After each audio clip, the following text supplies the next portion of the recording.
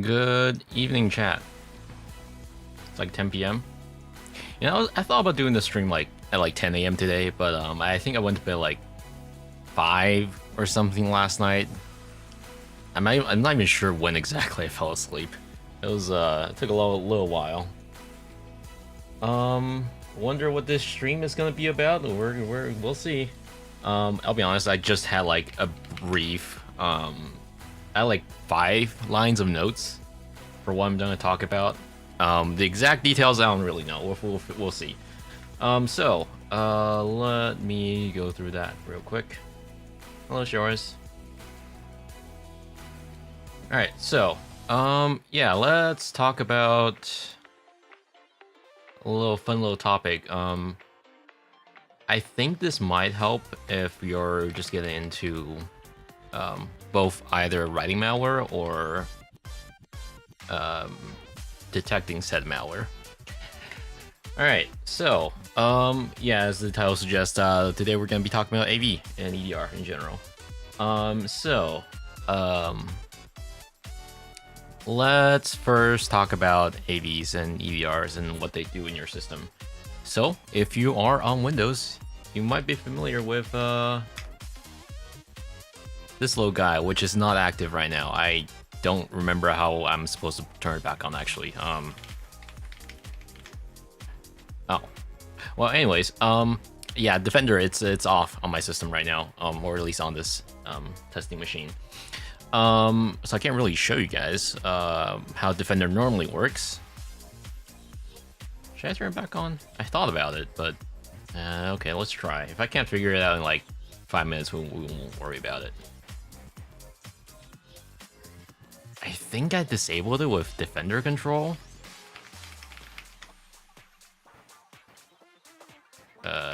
GitHub.com.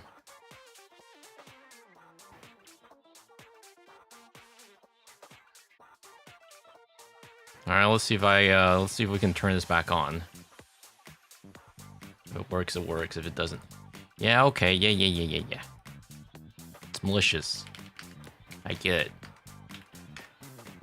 Here, I can never remember if it's uppercase or lowercase o for curl. All right.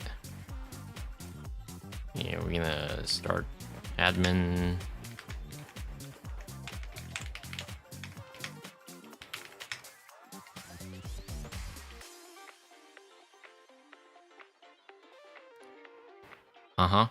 Did it work?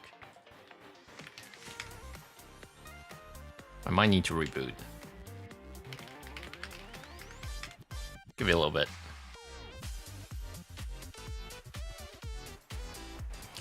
But yeah, in the meantime, let's talk about what AVs and EDRs generally do on your system.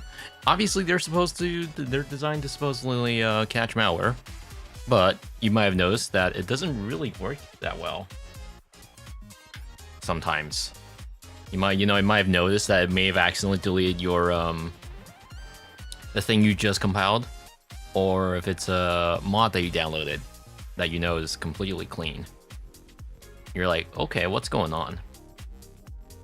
So, in this field, we call that part of trying to detect malware, detection engineering. It's very hard to do. Is it back on? I think it's on. Yeah, it's back on. Okay. Turn this back on. I'm going to turn these 2 off. Thank you very much. Okay. So, yeah, generally, if you're on Windows 10 or 11, you will have this little guy in your system. It's under Windows Security. It's been on since, I think, Windows 8. It used to be the case that the antivirus was optional. It used to be something that you download separately after you've installed your Windows. Like people would download Avast, people would download AVG, or etc. But now, especially starting since Windows 10 and above, Windows Defender is something that comes pre-installed with your system. And it has evolved to the point where Defenders are notoriously hard to turn off these days, which is both good and bad. Bad because, some people might not want it. Good because That means a attacker can't just go in there and disable it willy-nilly. But with that being said, because of it being so prevalent in your system, it's now under scrutinized a lot, especially when I think it's probably the most common amongst gamers, where you see a lot of mods try to load themselves in through DLL side loading, and Defender might not like that sometimes. And the whole rationale behind the whole system behind how antivirus and EDRs generally work is that there are a lot of different things in the engine that tells the actual AV itself, like whether or not this is something malicious. And you can imagine it's gonna be very hard to tell what's quote unquote malicious and what's not. Like, sure, you're using a mod loader that silos itself into an executable. Does that count as malicious? Defender itself won't know that because, well, once it's loaded into memory, you can do memory manipulation in the game that was just loaded. And in some cases, some people might consider memory rewriting to be malicious, right? And so the whole idea behind detection engineering is trying to figure out, like, what's considered benign, what's considered malicious, right? And the whole thing behind detection engineering, let me pull up a notepad here. So generally, when it comes to AV and EDR design, there are two things. You've got the heuristic. Is that how you spell it? Heuristic-based detection or behavioral-based. And then there's signature detection. Sadly, I don't have a computer. I really want one. Well, the whole concept behind this also works on phone as well, by the way. I mean, it's pretty much the same behind everything that tries to detect anything malicious. Right, so we've got the heuristic behavioral detection, and then we've got signature. Signature detection is something I know most about. But let's talk about heuristics and behavioral. So what you often find in red team products and malware in general, they'll do something called actually, I think VS code might be better for this.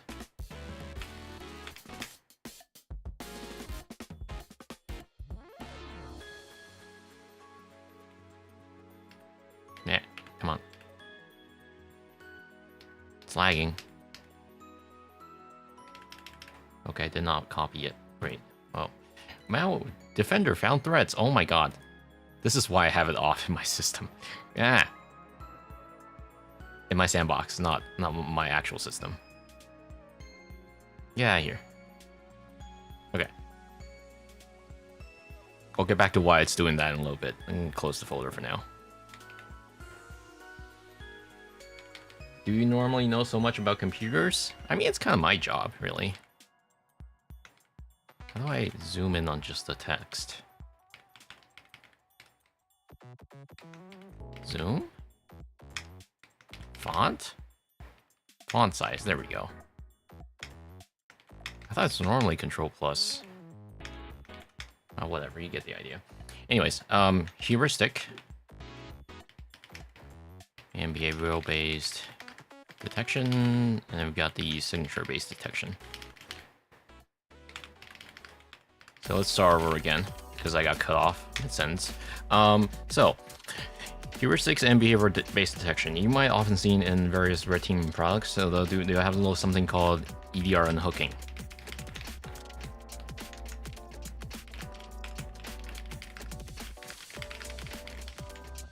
And what does that mean? In most antivirus and EDR, the way it works on Windows is that if you have a kernel driver, you can do something called hooking. And what does hooking mean? Basically, let's say imagine whenever we call create file or something like that.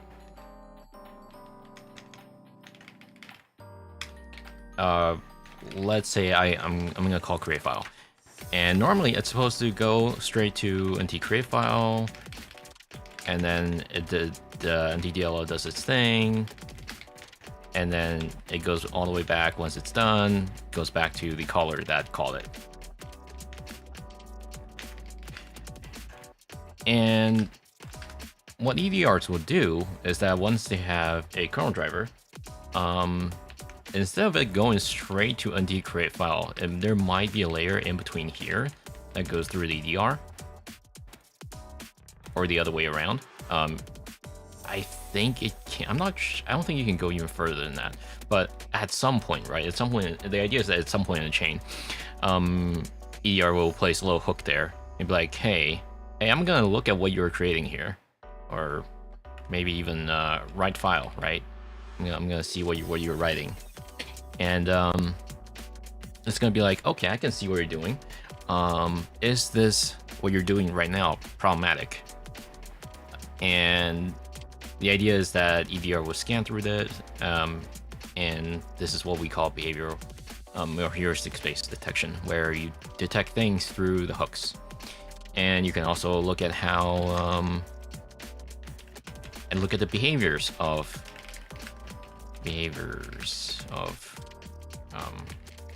like, instead of the way it works is that instead of just checking the hooking, what they might do is they might try to take a look at the process that's currently suspected to be malware, and see how many things it's doing within a short period of time, or whether or not it's or whether or not it has touched files that shouldn't be touching.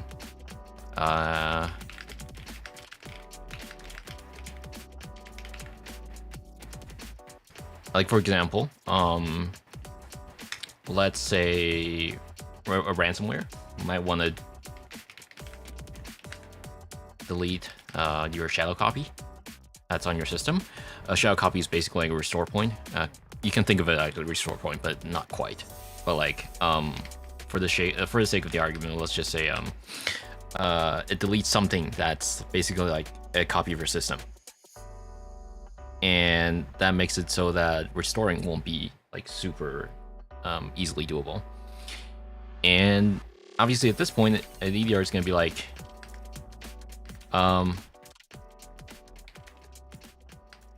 hey, this is bad. And it's going to think that, hey, whatever's touching that thing, it probably shouldn't be touching that thing in the first place. And that's why it classifies as a malware. So you got behaviors like that, right? But at the same time, like, if it's siloing malware, if it's siloing DLL, do you consider that malware? Question mark? Because like it's hard to tell, right? Because siloing DLL itself is technically not a vulnerability.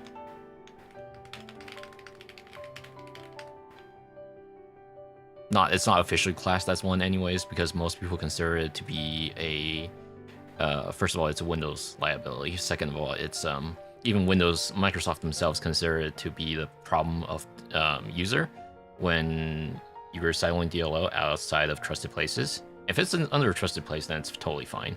But the main thing being, do you consider siloing DLL malware? It's hard to tell.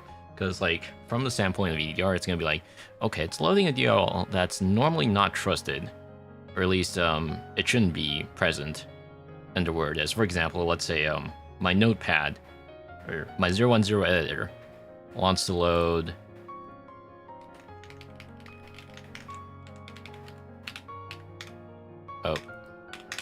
for example, if my 010 editor wants to load version.dll, well, that's normally not supposed to be there, because we know version.dll is supposed to be under Windows System 32.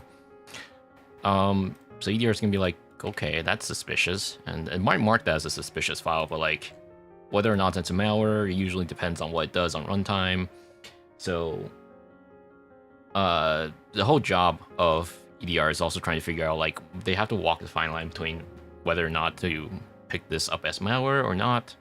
And yeah, that part is going to be difficult. That's the general gist of it for heuristics and behavioral-based detection. And I'm not going to get too deep into it, mainly because it's not my main area of expertise. Because, you know, I'm not EDR dev. I just vaguely know how they work. But the next part, I think I can talk more about is signature-based detection. It is kind of vaguely related to what I do on a daily basis at work. So the idea of signature-based detection is that instead of relying on behavioral and heuristics, because these kind of imply the things will be running already in the first place, right? Instead of doing that, we detect it statically. And you know, there might be various ways you want to go about it. For example, if we the most common way would be just hashing the file to see if the hash of the file is known to be malicious. Because, like, for example, when we know something is malicious, we know that we have a database that's like, hey, I know this is malicious because anything of this particular hash is gonna be known as malicious. Like, let's say this notepad.exe, and if I hash it, which it basically is like a way to tell if hashing is basically like think of it kind of like an ID of a file, and that as long as this particular file is made of that specific byte sequence, it's gonna have that hash. So that's why you typically use the hash as a way to identify if a file is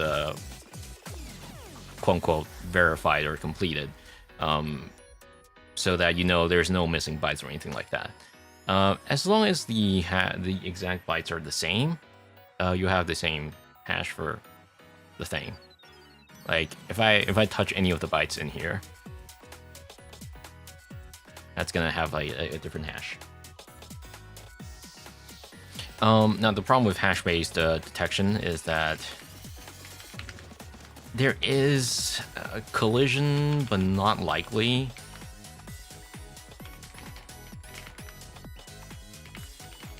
So, since hashes are based on calculations of the input bytes, you know, there is a tiny chance if the outputted hash type is like very short, there's a chance for something to be collided with. For example, if we use a classic example, which is CRC32. If we do a CRC32 of like very short hash, then there's a chance that that hash might collide with something else that is completely different but outputs the same hash. I know this is off topic. Have you ever played a game while live streaming? Yeah, we totally have. That's what we usually do, actually. And then there is the problem of anyone can just flip a random byte. And now the hash is completely different. And some of the malwares actually do that whenever they run. What they'll do is they'll append a random byte to their to the end of what was written. Like, let's say, for example, I am a malware.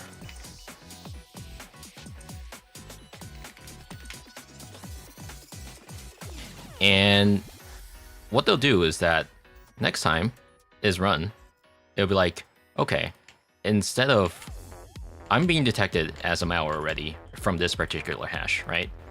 Well, what I can do is I can just remove the E, and they'll give me a completely different hash.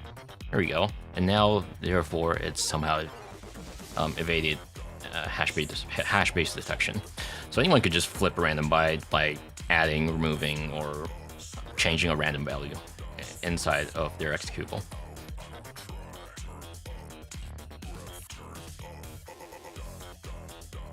So iCar test file, yeah, I guess that's a good example. Although with that being said, the iCar test file is actually a 16-bit shellcode, kinda. It does contain actual instructions instead of it just being a random sequence of strings. Edge, can you not take up the entire screen, please? Right.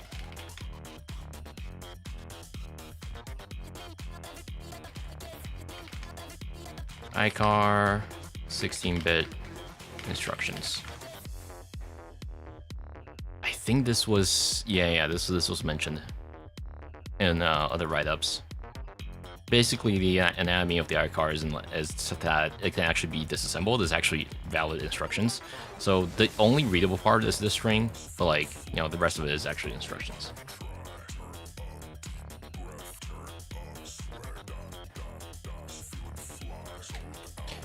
Right.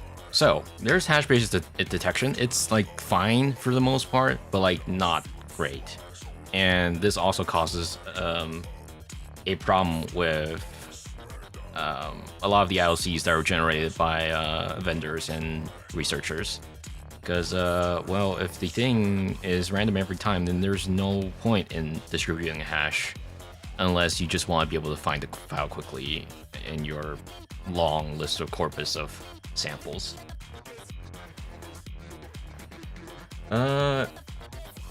Maybe EDR, the vendors have a specific list of orders, syscalls, or timings. If they see any syscall flow from that list, they scan the process stack. Understanding that really helped me figure out sometimes it just won't detect obvious stuff. Yeah.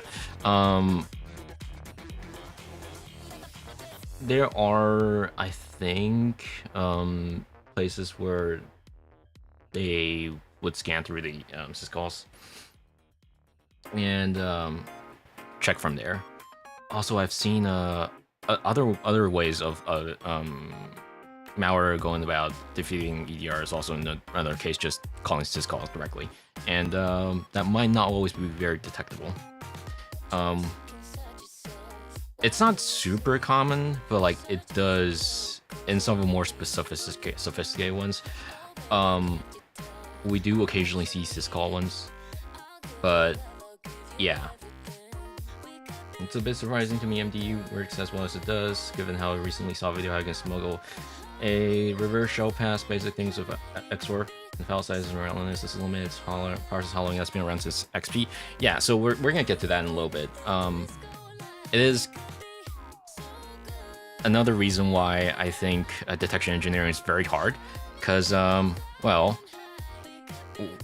let's first talk about how it is done first under a normal circumstance.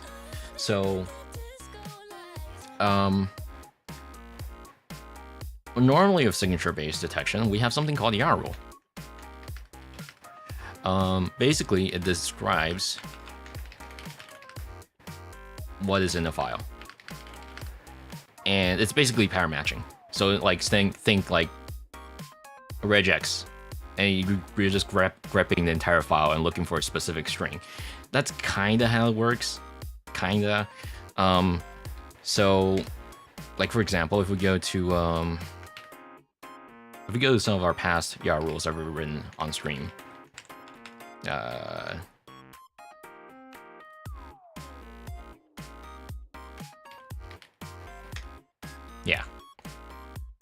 Let's use this as an example. I think you're a follow.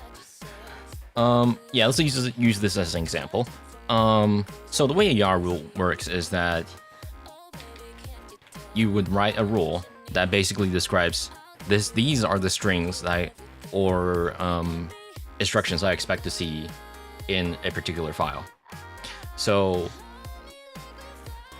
for example, we know this bad sample, it's probably going to have these RTTI strings, and therefore we can use them as an identifier.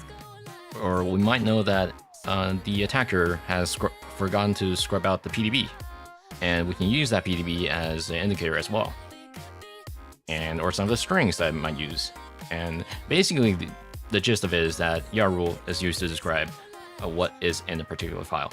And a lot of EDRs and antivirus, what they'll do is they'll actually have their own variant or straight up this whole stock Yara baked into the EDR, where they would scan through memory and files looking for particular strings, instructions, etc. Also, yeah, aside from just strings, you can also scan for instructions, but since basically they're just a series of bytes anyways. And this is great for the most part. But the problem is, Yara is actually kind of slow sometimes. But like, it really depends on which variant of Yara you're using. Yara X, I think, has improved upon this a little bit. As far as I know, it's one of the biggest slowdowns. And it also entirely depends on how the Yara rule is written. Like, if you, for example, if you write regex, or if you write something that includes a string that shows up way too many times in the file, that will also slow down detection. When do you normally string? Like every day? Kind of depends. We have a schedule. You can check our Twitter or Discord for a schedule, but generally, like, I want to say 3 times a week. Yeah, another ridiculous acronym. Don't we love that? All right, so Yaru is great. The problem is, the thing with Yaru is that once someone, let's say the attacker, has figured out, oh, they're looking for these particular strings in my malware or toolset, what they'll do is they can just remove the strings. They can break the strings up. They can like, for example, instead of typing plugin version, they might do a plugin and then split into another string and then combine them together at runtime. Like, you know, instead of like writing is gonna okay. Instead of writing like this, they'll write like this, right? And you know, in the memory, that's gonna be 2 separate strings, and you know that's not ideal sometimes. That's also why string-based detection can be very helpful, but can also be the detriment sometimes. That's also kind of why sometimes you'll see EDRs or antivirus, they'll flag a file that looks completely fine. It's actually legit as well, but just so happens to contain some of the strings that it knew to be bad, and it's gonna flag it. That's basically how some EDRs or AVs misdetect things. That's one of the reasons. So, yeah.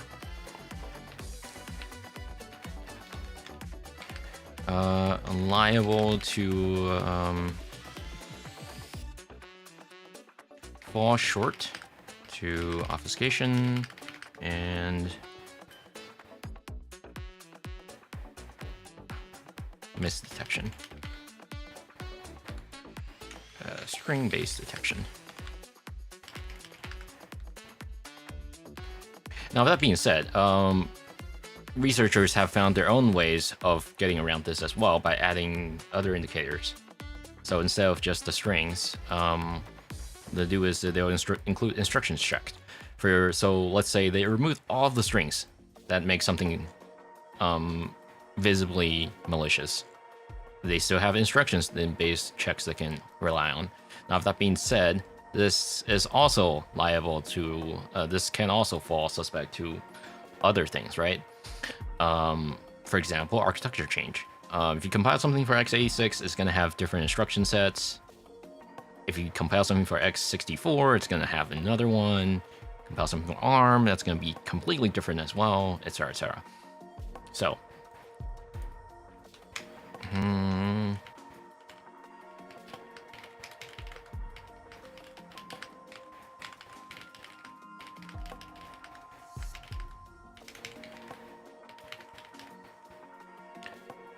so yeah, there's that. Your rule is basically what I write like daily. Finally, my streamer is live. My streamer ignored me. I'm unsubbing. All right, unsub, Ren. Get out of here. I'm kidding. Hello. But yeah, there's YAR rule, and YAR rule is something I'm most familiar with because I write that a lot. And you might think this looks so basic. Surely it's not gonna work well as a detection method, right? Well, it actually works better than you think because in most cases, most attackers won't bother with changing their getting rid of certain strings just to get around detection. And a lot of times, you know, they also don't know that this is a reliable indicator. And also, it's also works as a great way to do retro hunt as well, where you can just look up these strings on various malware hosting services and be like, oh, there you go. I found 7 new samples I didn't know existed. So yeah, YAR rule, it's great. Let's also talk about forgetting to strip debug symbol is a bit of a noob mistake, surely. I'll be honest, it's still something that happens very regularly. It's not really a noob mistake, quote unquote. A lot of times, also the attackers are actually aware that researchers will look at the PDB strings, but they'll actually sometimes taunt researchers by putting Easter egg strings in the PDB. That's also something that's people are known to do. But anyways, YAR rule. And then there are also other types of rule, like segment rule. Actually, you know what? Before I get on to YAR rule, I think I want to talk about. Let's talk about Defender's YAR rule, because believe it or not, Defender actually ships its own YARA as well, and you can actually extract the YAR rule from Defender. Most of them are actually instructions based, but there are some string based detections in there if I remember correctly. But yeah, here for example, it's doing this one is actually just string detection. Like for example, if I write this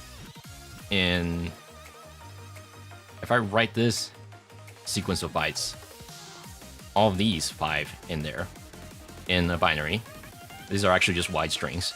Just, you know, this is instead of it being ASCII, it's in Unicode. If I write these together in a notepad somewhere, and it's somehow stored in UTF-16 LE, then it's gonna be like, oh, this is malware, isn't it? I think we can try that right now, actually. If I remember correctly, Notepad can save as, yeah, you can save as UTF-16 LE. So if I do this,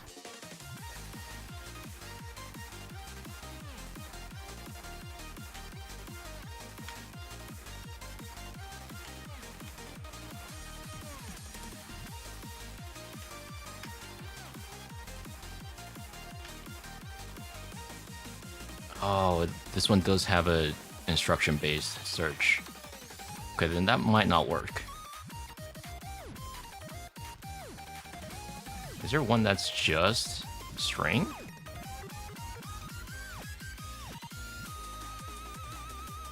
Okay, there are some instruction-based one, but the idea is that Defender is liable to the same issue, where some of the YAR rules are not as well written, and what ends up happening is a benign file that just so happens to have those strings gets flagged. With that being said, a well-written YAR rule will try to avoid very popular words. Like, I'll see a lot of newcomers in the scene. What they'll do is they'll write a YAR rule that's like,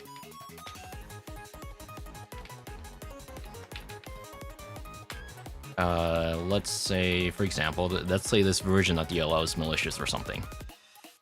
They'll look at the strings,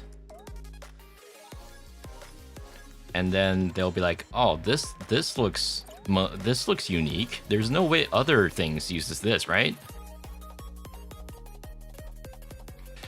And they'll write something funky like,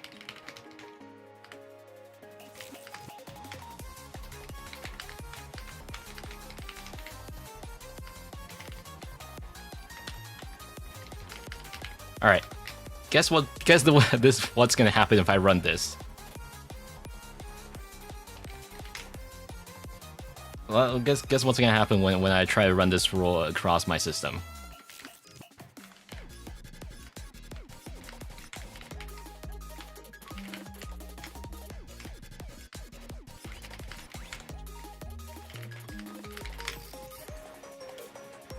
And there you go. Everything is getting tripped off because, well, they're doing very simple string checks, and then they just happen to run into a lot of different completely legitimate files. And that's also what makes YARUL kind of, I would say there is a little bit of learning curve as to what you write in your rules, because a lot of people think, well, there's no way this file is gonna, there's no way a random benign file is gonna have this string, right? Let's say I have a really complicated string, like the brown fox jumped over a fence, whatever it's called, and they use this as an indicator, put that in the YARUL repository, and then they're gonna be like, well, actually, you know what, let's put a S here. They're gonna be like, oh, there's no way anyone's gonna spell jump like that, right? And they'll use that as an indicator, and that just what happens to run into a file that somehow, for some reason, has a S behind the jump because they made a typo or something, and that ends up marking the file as malicious. And yeah, this is one area to watch out for if you're writing YARUL. Always be very careful with what you write in your detection rule. If possible, do a content search across your, first of all, your entire system.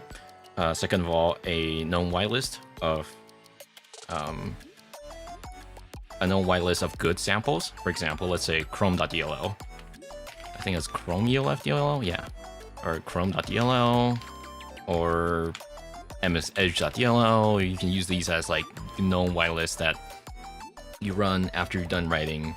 Figure out, okay, this one is actually supposed to be good. If my YARUL somehow runs into that, then something's wrong with my rule. And third of all, like I said, do a content search on various platforms. You can test the YARUL, assuming this is not a production YARUL and you're not writing it for a company. What you can do is you can test the YARUL on various platforms like YARFI, where you can test and deploy the YARUL to see if any sample matches. If you see a lot of samples get matched, there's a possibility that your rule could be tightened down furthermore. Or do a quick string search on VirusTotal if you have access to VirusTotal Enterprise. So anyways, that's YARUL. I think that's all I want to say about it. Let's move on to other signature-based detection. Like, for example, we might want to check... there's a mosquito in front of me. Great, I didn't hit it in time. Anyways, there's also something like I can never remember how it's spelled. I think it's suricata. Yeah, suricata rule. Suricata rule. I personally don't write these, but basically they, instead of doing it on a file level scan, the suricata rule is meant for network traffic. So you can define whether or not you can define the network flow, certain things. Let's say CVE. We'll grab a random one. Yeah, its whole purpose is pretty much similar, but instead of deploying it on files themselves, it's deployed on network traffic. So for example, it looks for GET request that has this particular string in it, and whether or not it should be node case or case invariancy. You would need deep packet inspection for those, right? Yeah, generally. Otherwise, you won't be able to do much with them. Now, that being said, I never found suricata rules to be particularly helpful because, like, that would assume your environment has the scanning on a network level basis, that somehow everything is plain text. Of course, that being said, that's, I think you can configure it to be like to work more discreetly. Either way, if anyone does write suricata rule, it's not under my usual day-to-day work. That's probably someone else's work. But that's something that generally can't be reused in IDS, which is a network intrusion detection system.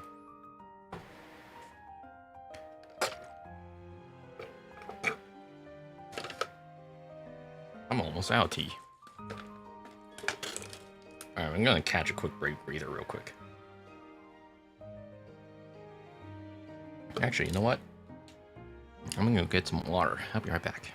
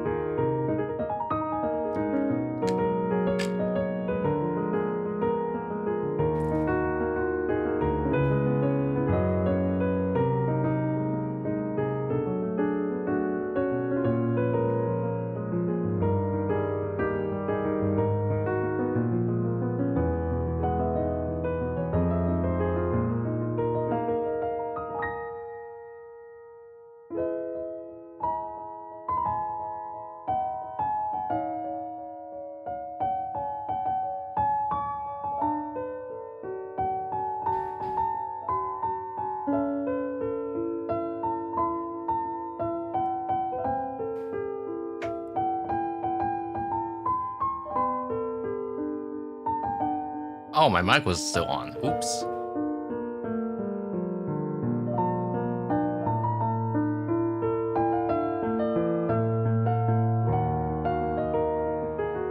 I'm waiting for the pre-roll ads to finish.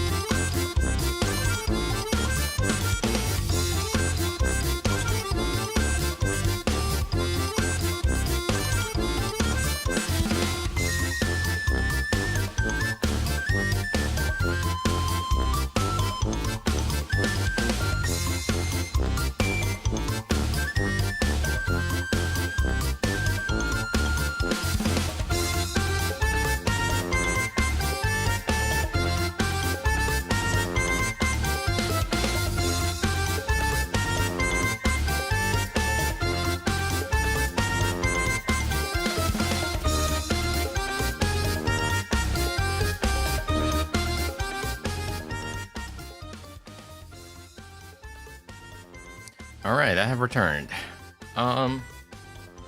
Actually, there is one thing I want to go back to real quick for Yarul. I know we keep coming back to this.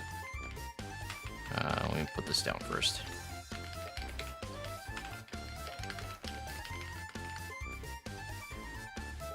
So many years ago, I had a version of Norton where if you turn on Bloodhound heuristics all the way, it detected a legitimate Windows component as malware and Windows no longer booted. So a few years ago, I forgot it was Norton or Avast. One of them accidentally marked. This was a known thing, by the way. A few years ago, this made a news headline where one of the AVs detected SVC host as malware and just nuke SVC host and then bye-bye Windows. You can't really boot the thing anymore. And yeah, that was the whole thing that can happen if it's not done properly. And I also would like to mention that YARU is very easy to accidentally screw up, especially if you're writing a very complex YARU. I'm not gonna go into details, but a few months ago, I wrote a YARU that I had very limited time testing, and we were expected to ship the YARU like within a day or two. So like I was doing the last day testing, and I checked with my existing samples. All of them return, all of the expected ones returned true positive, and I did a scan on my system. There was no false negative. Okay, we shipped the rule. The next day, hundreds of endpoints around the world were picking up files, specifically Chrome.yellow. And yeah, the YARU I was writing for had like extended obfuscation routines, and Chrome.yellow just so happened to have the same thing. And yeah, I did not pick that up during my testing, and we had to do an emergency hot fix for that. And that was a whole oopsie on my part.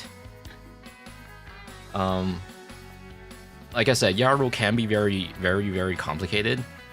These look very simple. That's because they're basically just instruction byte matching, but you can write something very, very complex. You can do math in here. You can do for loops in here. You can do XOR, you can do base 64 detection and whatnot. There's a lot you can actually do with YARUs, but the moment you start writing complex YARUs, there is a chance that you might screw up somewhere without realizing. But yeah, this is also another case I like to mention for obfuscated samples specifically. You might think, well, if a sample is very obfuscated, can YARU really work? And the answer is kinda. For the most part, it really depends on the obfuscation scheme used and how it's actually done at compile time. But in most cases, for obfuscation that obfuscates, for example, calls, instructions, strings, etc., what they'll do is at runtime they'll either decrypt something, or they'll have a hash, or the way Win32 API call this will look almost exactly the same across builds. And you can still write YARU for those particular instructions around certain when or where a call is made, or if a string is pushed onto a stack, etc., etc. You can kind of write rules around it. So I would say YARU is still effective against some of these obfuscated builds. That being said, ideally you want your YARU to be as simple as possible. You don't want to think too hard outside the box. If a string-based detection works, go with that. Or maybe additionally add in a instruction-based detection so that when one fails, the other still works. Things like that.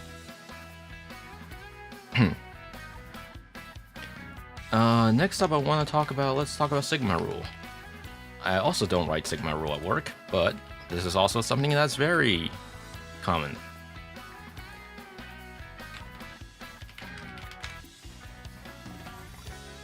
So basically, Sigma rule, I have no idea what this is. Sigma rules are basically, instead of detecting the file themselves, Sigma rule is something that describes, for example, a process chain. It's more or less detecting things that are like behavioral based. For example, let's go into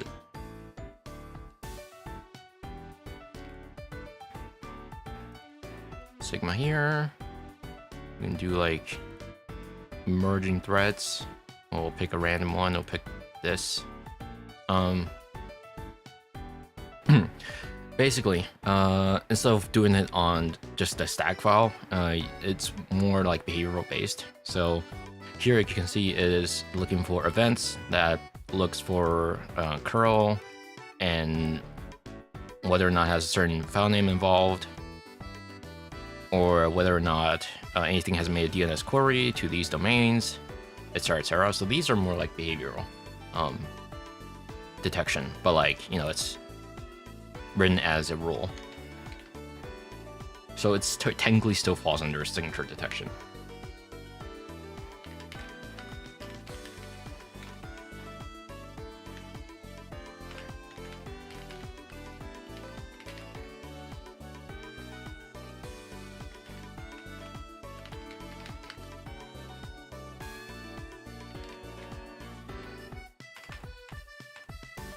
Something like that. And all of these, no matter which kind of rule you're writing, there are probably also other ones. There are not just these three, but like generally, we're talking about signature-based detection. There is always room for error, and there is a reason why. This comes back to the whole topic of, well, why does my AV flag things that shouldn't be doing? Because detection engineering is actually very, very hard. It's very hard to do right. There is so much involved in the chain that needs to fit perfectly together. The moment someone somewhere screws up something, like writing a bad yarn rule, or somehow screwing up in how hooks are done, how the drivers are loaded, or even something as simple as someone screwing up the hash. Like, for example, you can technically feed a 0-byte hash into a ILC if you really wanted to, which I've actually seen sometimes. You can look that up right now, actually.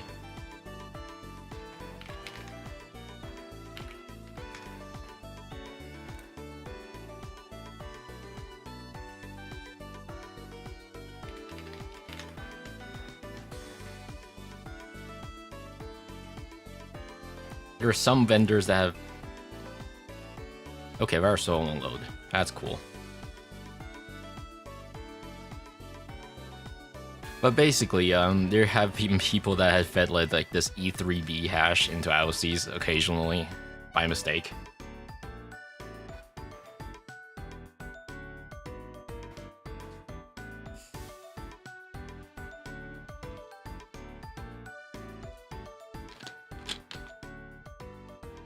I don't think we're... Oh, I was gonna say won't load, but there we go.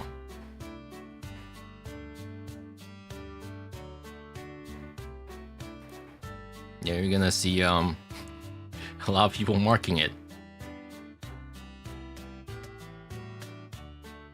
Maybe this is a renamer Trojan because this file in my computer has different name and it contains the letter G at the beginning of the file name. Yeah, you get people like this occasionally. So that's also why hash-based detection is also liable sometimes.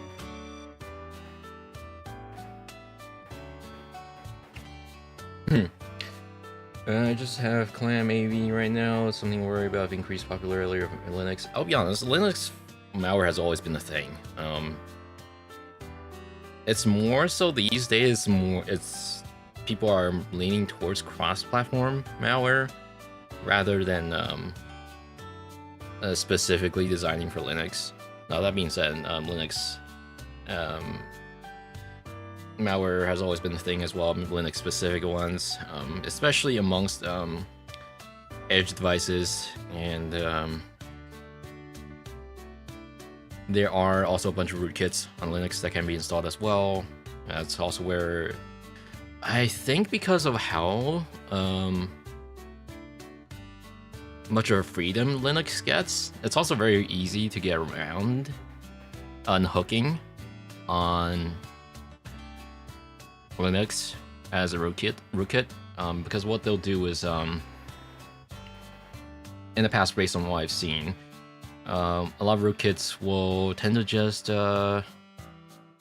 hook things like FD, file read-write operations, and a lot of times EDR just cannot see it after that because, you know, it's the whole thing is hooked, and like there's no way to undo that, etc.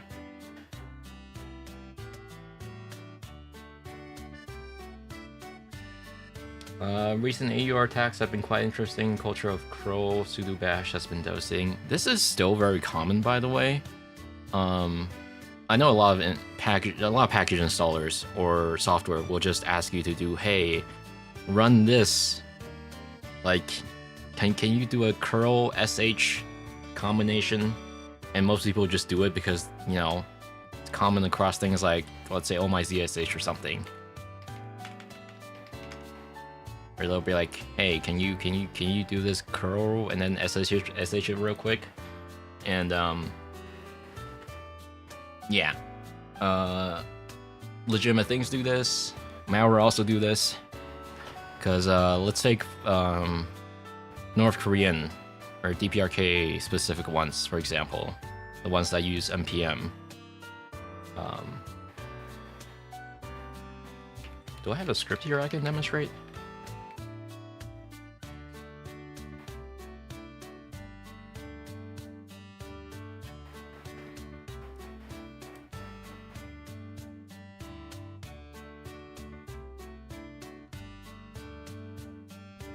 Give me a second. I think I can find something here.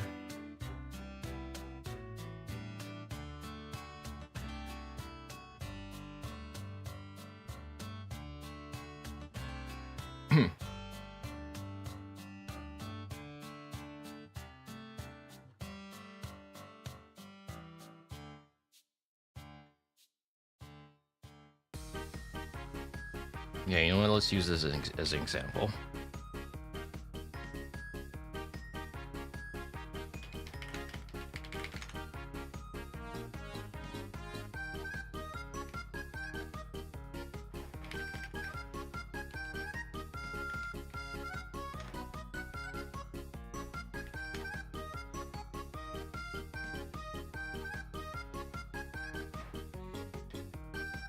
Now, for example, if you're writing this, writing a detection rule for this at home, how would you detect this?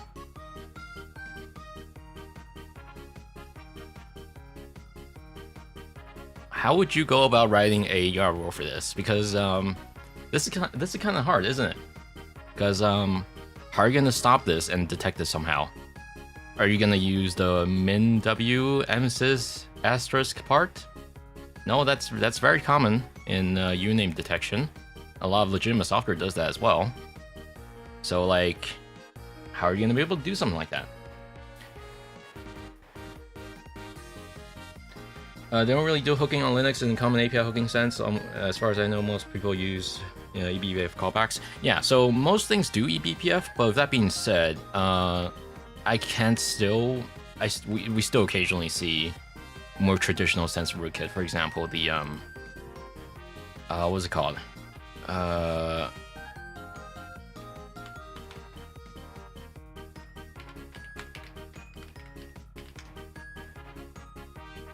On GitHub specifically.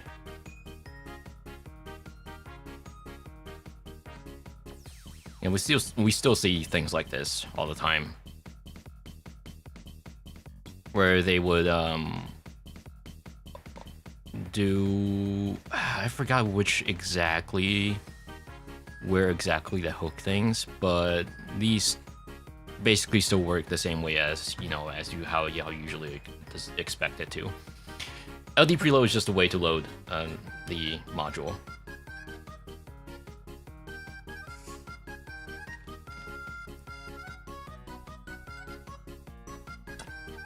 But the idea is still kind of the same. Now, with that being said, we've definitely seen more eBPF rootkits more.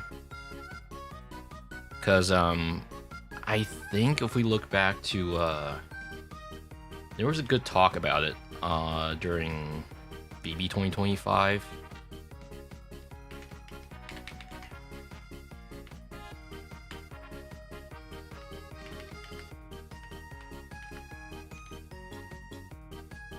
Yeah.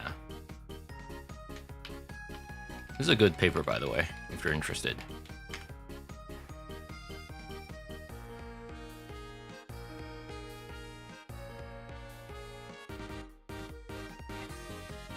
Basically, Linux rootkit has kind of been evolving for a little while. You got the standard ones that just hooks libc, which is kind of what Medusa does. And then you've got kernel space, and you've got eBPF, and then one has been... I still haven't seen this a whole lot, but there are some that uses IOU ring. But generally, the ones I've seen the most are eBPF or Reptile, which is kernel space. I was talking about EDR agents, not malware itself. Yeah. With EDR agents, most of them still like. So for EDRs, there are eBPF ones and there are userland ones. Generally, you should probably be moving on to eBPF or IOU ring for EDF these days. I think a lot of things like to use eBPF. Now, that being said, this is not my area of expertise. You know, usually when we have rootkits that involve any of these, we typically pass it on to another person that knows this better. I've dealt with userland ones a few times, eBPF like once, I would say. But yeah. Check this paper out, by the way. It's from Elastic, of course. Who else by Elastic? I think this slide is available on VB 2025.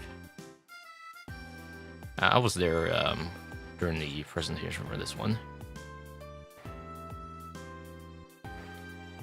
It's getting hot in here. I'm gonna go turn the AC down.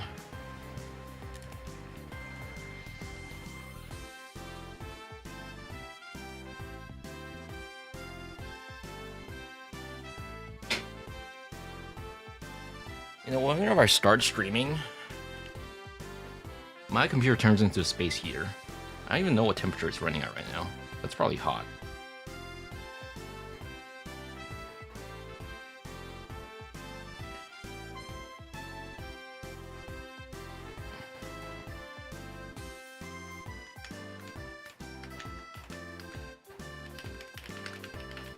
Yeah, let's... I briefly talked about these before, moments ago, but I do want to actually reiterate upon them because I kind of wasn't talking about them in a structured way. So yeah, of course, like I said, we researchers can write bad rules.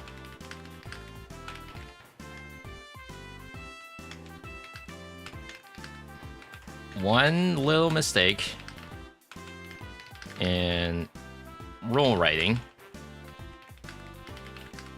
you can potentially impact millions of endpoints. Now, generally, the way you go around this is obviously you would do a lot more rigorous testing before deploying a rule. So it's not just, oh, whoopsie, I made a little mistake. Obviously, there should be ways that prevent that in the first place, where you would test rigorous. How do I spell it? Rigorous. There we go. Testing beforehand.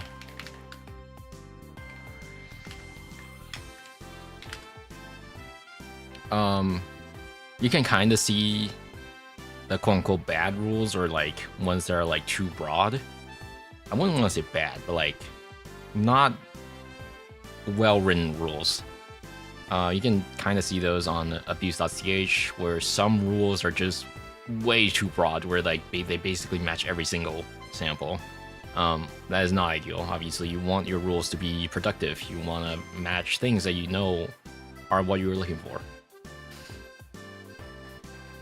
And some things are just very hard to detect by nature.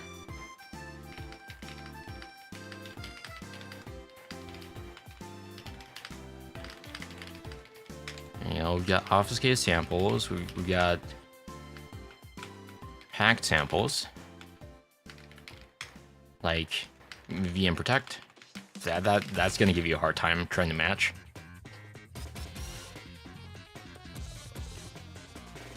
And therefore, the only way you can go around these detecting these is either through memory, where they'll always have certain strings in there, or you're just gonna have to figure something else out during behavioral or heuristics detection. Have you ever played games that peaked in the bad year where COVID was everywhere, which is Among Us? Among Us I played a little bit, but you know what else peaked and then died after that? Freaking Waka. Every time I'm gonna mention Waka during any opportunity. But anyways, I'm gonna go back to this real quick. I'll talk about what chit chat later. Unhooking. Obviously, we went through that.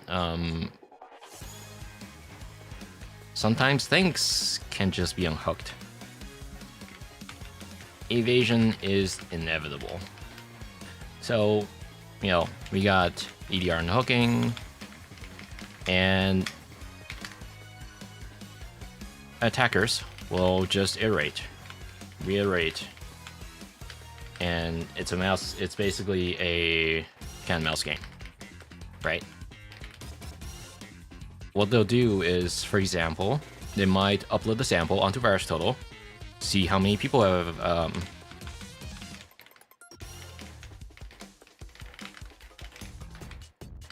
what they might do is they'll test their sample on VirusTotal or other scanning services or Sandbox, etc., etc., and then they'll see, okay, this particular vendor marked my malware. Is there anything I can do about that? Can I repackage this in a way that would make this come back as no detection, or even FUD, which is fully undetected?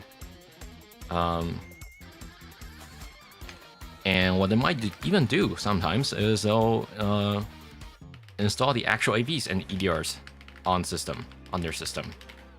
And what ends up happening is, well, now they can test to see if their AVs or EDRs agents go off on their system. Now, with that being said, this of course comes with risk.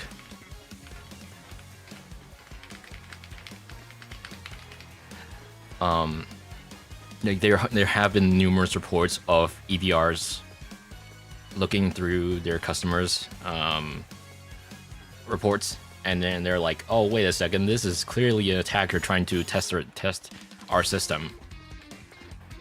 And therefore, it's sometimes considered bad OPSEC. Never actually uploaded my samples to VT because I'm paranoid. Ideally, you shouldn't be uploading samples to VirusTotal anyways, especially if you're an attacker, because that also kind of exposes your timeline a little bit. As from a researcher's point of view, we'll do a retro hunt. We'll figure out, hey, okay, I know what this sample looks like now. I'm gonna write a YAR rule, and after I'm done with the YAR rule, I might throw it back onto the various virus sharing services. That may or may not be VirusTotal. That may or may not be other public services that are available, like abuse.ch. I'm gonna throw it back in there, and if I see something that's like a few months well ahead of the actual attack took place, if I see something like that, and sometimes they'll because it's a test sample, sometimes they'll set the C2 to like private IP or localhost, or sometimes they'll have a PDB that's still in there, or other debug leftover strings that are present in this few months earlier build. And that gives us an idea as to what the timeline might look like. And that's something that we can use as intelligence.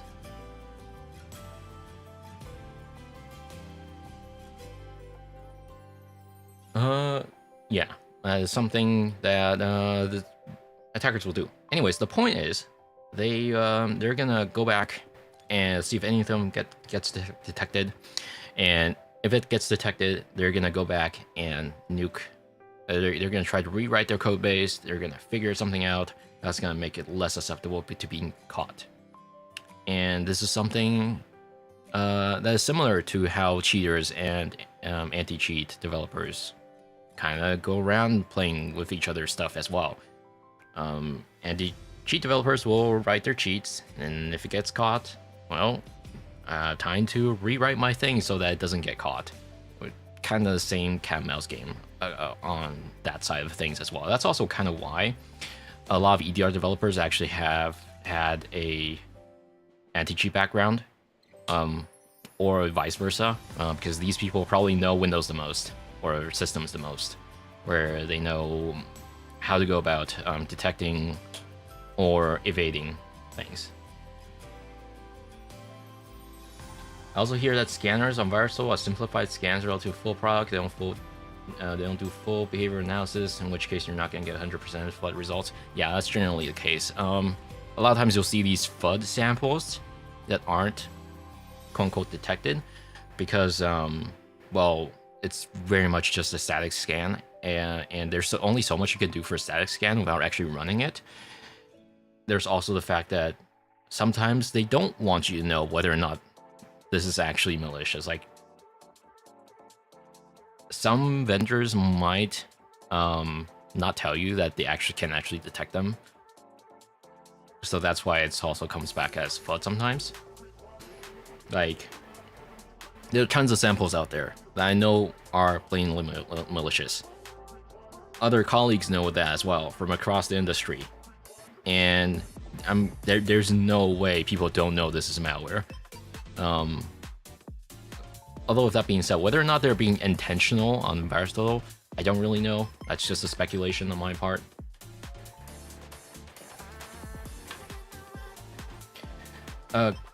Could you maybe play Among Us in this or next week's, or is this set schedule you can't make any changes? It's more so that I don't play Among Us without friends that I know of.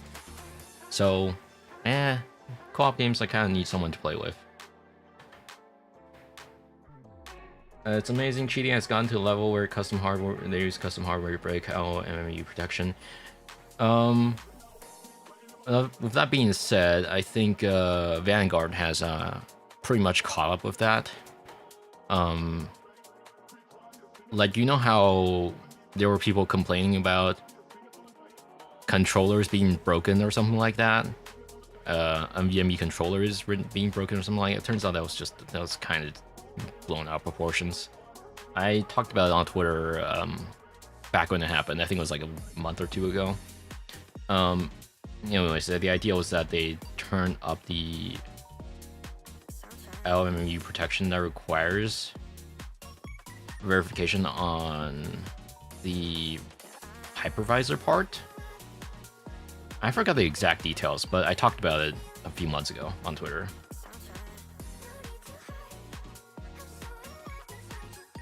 Place the TXT called info for Kaspersky explaining I'm legit because I know they gotta be looking at my shit. Still remember Hunter's paper? They were basically just full-time spy on the threat actor. It was creepy, felt bad for him. So yeah, so there is a fine line in between whether or not that's quote-unquote ethical or not. This is generally something that most EDR vendors don't talk about. In fact, I was kind of surprised Huntress did that, or rather talked about publicly. Generally, this is something, even if you do that as an EDR vendor, you generally don't talk about in public.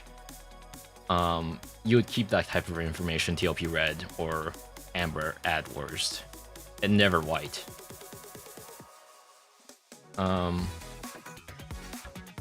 But yes, EDRs tend to have a lot more visibility on your endpoint. Now, of course, this is all typically disclosed when you install the EDR, when you sign the contract for buying or purchasing an agreement. You sign an agreement somewhere that either tells you that in detail in full, or there's something you knew in advance, and you already know you're consenting to something that is kind of required for them to guarantee as much of security as possible, i.e. when something goes bad, they have to know, they have to figure it out.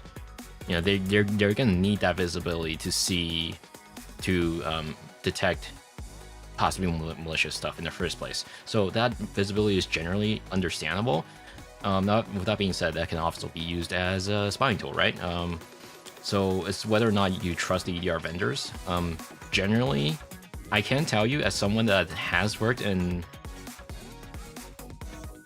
EDR related cases for like 5+ years, I can tell you that most people don't care. We're here to investigate the case. We're not here to look at your stuff. We don't care about what's on your system. Now, that being said, obviously, that also assumes that the researcher is in good faith, which hopefully your company, the company that hires you that makes the EDR, hopefully they don't hire any bad faith actors. But yeah, it's a gray area thing to talk about.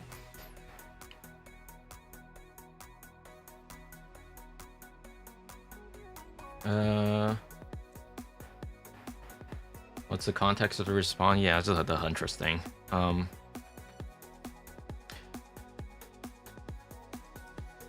Like I said,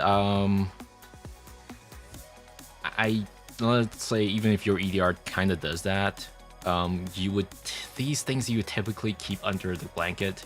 You don't talk to it. You don't talk to it. You don't talk about it in public. So that Huntress post was weird. I think I did comment about it when that post first came out. I really didn't like the way the thread was written, though. I didn't really like how the post was written. It felt really unprofessional. Because it felt like it was just mocking the actors. Which I get it, but it felt like more like a Medium article than something from a professional company. Now, with that being said, they want to write that stuff. That's whatever. I don't really care. It's just personally, I felt icky about it. As for the actual quote-unquote spying part, yeah, like I said, that's gray area. I'm not gonna comment about it. Just yeah. How are you? I'm doing fine. Actually, you know what? I could use a restroom break. I'll be right back.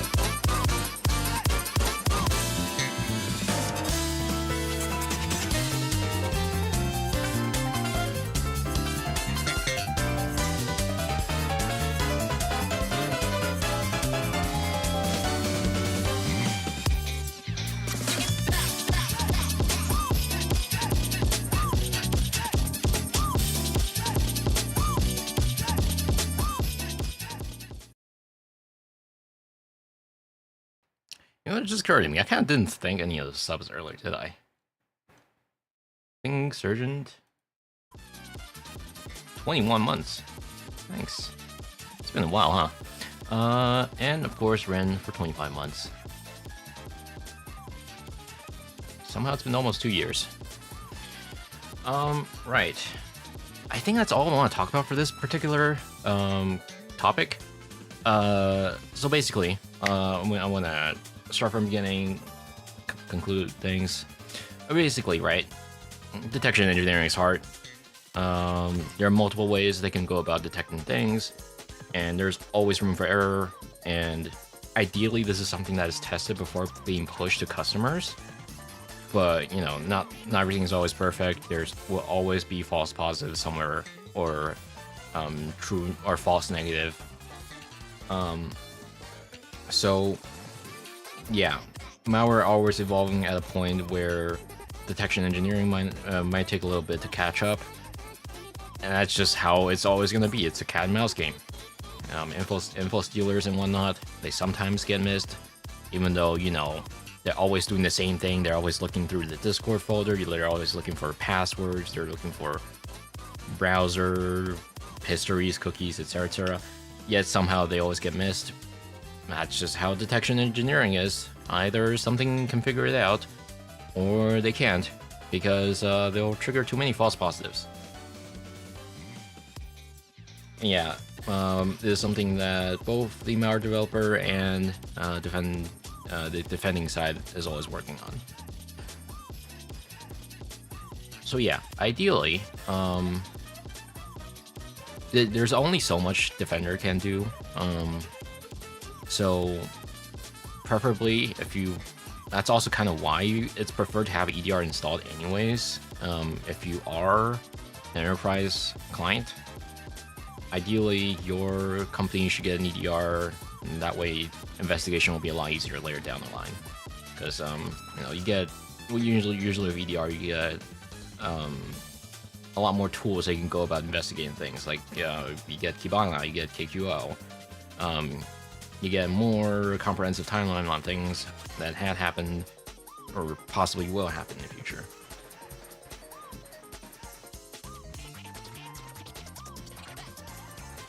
Alright,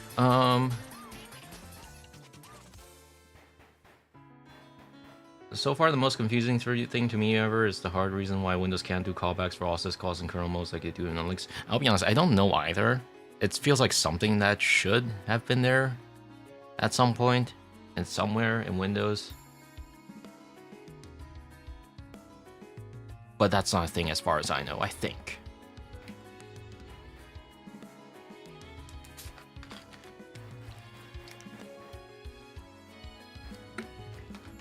Alright, so I want to talk about, now that we're done with this topic, I want to talk about RE Workshop in general. Yesterday I was having a hard time thinking about what we're going to do with RE Workshop next, because it feels like we've talked about everything. But in reality, I feel like that's a packaging issue rather than I've actually talked about everything under the sun, because I haven't. And the biggest problem with RE Workshop in the last 20 plus episodes, there are some that were done quote unquote better than the others, is that RE Workshop was packaged in a way that for the most part 80%, 70% of it revolved around a topic that it was more like a diary than anything. There were only select few of them that were like educational, informal, that came prepared, that we had something interesting to talk about, or rather than just me winging it and trying to figure out what to talk about. And I think the select few that were more informed, educational, and things I knew what I wanted to talk about, I think those had done better view-wise. And I think that is also something people are more interested in seeing, rather than just, hey, is this stream gonna be interesting? We'll find out like 2 hours into it, rather than just having a topic that we can revolve around that might create intrigue. So that's why for this episode, I'm trying this new format where I'm going into it with like a very quote unquote basic topic and trying to explain the topic in general, where like, hey, why the simple concept of, hey, why does my antivirus not catch this thing, as opposed to introduction to detection engineering in monospace font, which is just not, which is kind of boring. And well, the title itself is boring. Also, it's the fact that the word detection engineering, it's something that you're not going to know unless you're in the industry, which is not necessarily what I want RE Workshop to be. I think I want something that's like fun and something people can understand, having zero knowledge about this particular thing. So this is the first time I'm trying this new format where I'm just like, hey, here's this topic that a normal person might be interested in, that had not touched anything related before. And yeah, I'm hoping to do more in the future. Now, with that being said, I also have to figure out. I think with this type of content, I definitely have to be a little bit more involved in prepping. Not as much of a prep as like malware deconstructed, but like, you know, I have something to talk about. Whether or not this is a viable topic is also I'm gonna have to evaluate that, whether or not it's a thing. It didn't really click until yesterday. I was looking at my YouTube stats for RE Workshop, and the episodes from 5 episodes ago, episode 24, the one where it was like, hey, it was titled like, you want to learn malware, how malware works? I think that was the title.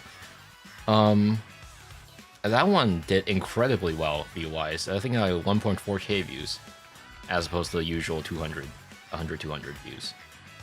And that's when I was like, oh, you know, maybe I should make things more intriguing as a concept, and then ease the viewers into it. So yeah, this is the format I'm gonna experiment with for the next 3 episodes and see how it does. I also thought about editing down the episode 24 to see if I can create any actual videos out of it, or shorts. I've never been a person that likes short form content. I hate short form content. I have shorts hidden and or disabled in my YouTube clients. YouTube Revanced, I have shorts hidden. On my desktop client, on the web browser, I had shorts hidden as well.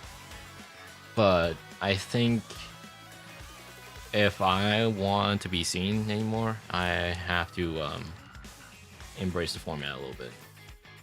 Not like all in on it, but like make some.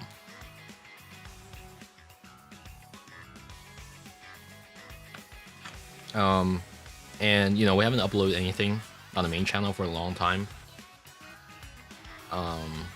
Originally a year or 2 ago, I was gonna make a malware analysis video. In fact, I was like 70% done with the script. I actually started editing as well, but later down the line, which is like, oh, I don't know about this one. This is like very difficult to actually present in an entertaining format, and that's like interesting enough. And the biggest problem I have as a content creator is that if and when I want to talk about technical things like this, I'll get too technical, which is not necessarily good, because obviously when you get too technical into it, at some point you're gonna lose the audience that came in here just to learn a few things or two. What I've heard from a lot of viewers is that this is too difficult. I don't know what I'm looking at, and that is something I'm hoping I can better improve upon, where I have to make this thing very easily understandable. You know, we might have to like go back to basics, quote unquote. Like, let's say the concept of certain social engineering attacks, right? Maybe like, okay, I know what phishing is. Why does this need explaining? But I think the reality is that there are a lot of people that don't really know what it is, or like, okay, they might know what phishing is, but do they know what click fix is? I think that is something that I need to think more about. I was thinking about this whole where should I take the series next to.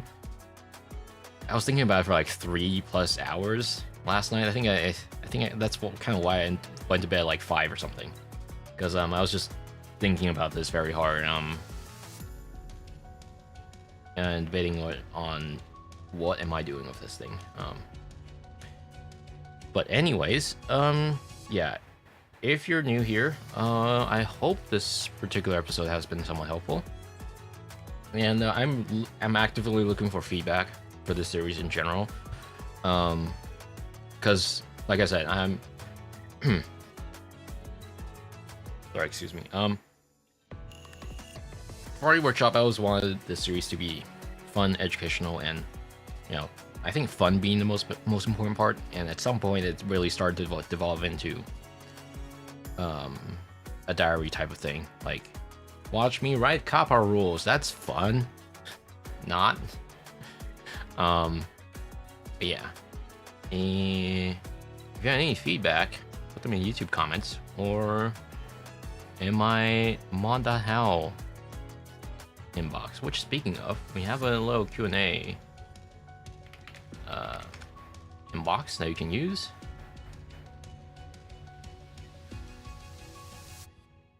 If I remember the URL for it.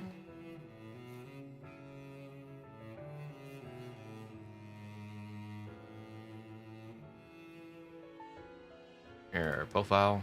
Here we go. Any questions, pop them in there, and I'll be happy to answer any of them. Either that or on Discord. Not in my DM though, just in my Discord server. Alright, I think that'll be about it. This is a little bit of a short stream, but I think it's fine for Party Workshop. I don't think I should be aiming for that 2+ hour mark with this series anyways. I want it to be like somewhat digestible. So yeah, I think like 60 minutes will be fine, really. So it's gonna be a little bit shorter than usual. Alright, let me see. Oh yeah, if you have any ideas for future stuff we can talk about, and that's also welcome as well.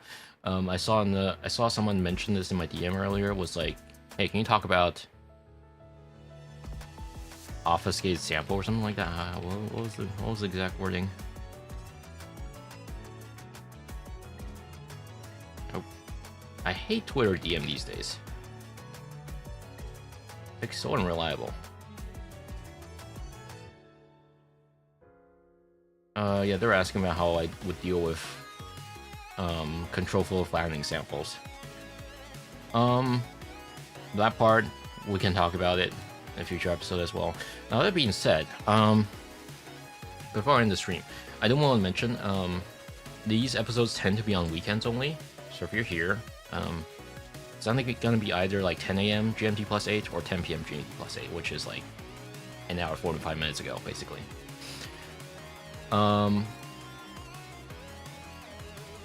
So with that being said, I'm gonna be away next weekend, so there will be no Party Workshop next weekend. It'll probably have to be the week after that, and I have to figure out a topic as well. Yeah, that's something we'll figure out. But yeah, I want to see who we can raid. Who is streaming at this weird hour? I stream at a really weird hour that no one else is streaming at.